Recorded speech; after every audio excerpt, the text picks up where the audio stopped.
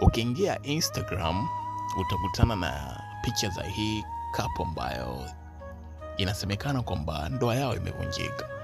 Sababu hasa za kuvunjika ndoa yao ndio leo tutaenda kutazama hapa, na ametajwa mtu wa tatu ambaye ameingia katika hili sakata. Anajulikana kama Isha Boheti. Wengi tunamfahamu. Alikuwa mwigizaji, lakini pia ni mjasiriamali wa masuala ya chakula.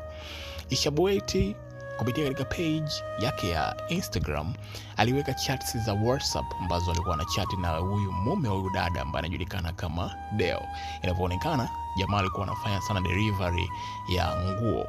So kwa sababu mwanadada ni mfanya biashara, so inawezekana jamaa alikuwa anamsaidia wife nini kufanya delivery ya nguo, na alikuwa anampelekea sana nguo mwanadada Isha Boheti pale usini kwake. Sasa katika hizo chats kama hapo nitakuwekea, so utaziona vizuri.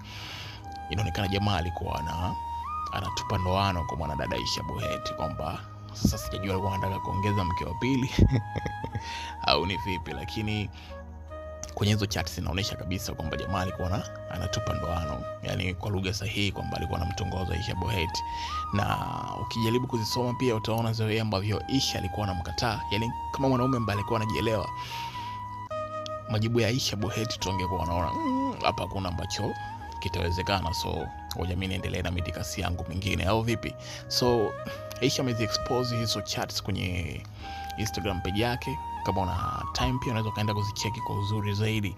Lakini kwa nini hii kapu imekuwa maarufu sana? Na kama kuna pande mbili, kuna baadhi ambao wamefurahi kapu kuvunjika, lakini kuna wengine ambao wameumia wawili hawa kuvunjika. Bwana, kama ulikuwa unawafuatilia katika social media zao, yani Instagram, walikuwa wakijiposti sana na maisha ambayo walikuwa wanaishi. Everybody alikuwa anatamani kuishi maisha ambayo wawili hawa walikuwa wanaishi. So nini kimetokea? Kwa nini watu wanafurahi? Kupitia kwenye page yake pia MC Galabi naye alionyesha kusikitishwa kwa wawili hawa ndoa yao kuvunjika, kwa nini mmoja kati ya MC au MC ambaye alikuwa katika harusi ya wawili hao mpaka anakuja kupata taarifa kwamba ndoa yao imevunjika. Hebu niambie, nani mwenye makosa? Aliyevujisha chattings za WhatsApp au mwanaume ambaye alishindwa kutulia na mke wake? Lakini pia kwani si anazungumzika haya au bwana, kumbuka kusubscribe kwa habari zote kali kubwa ambazo zinatufikia kutokea hapa.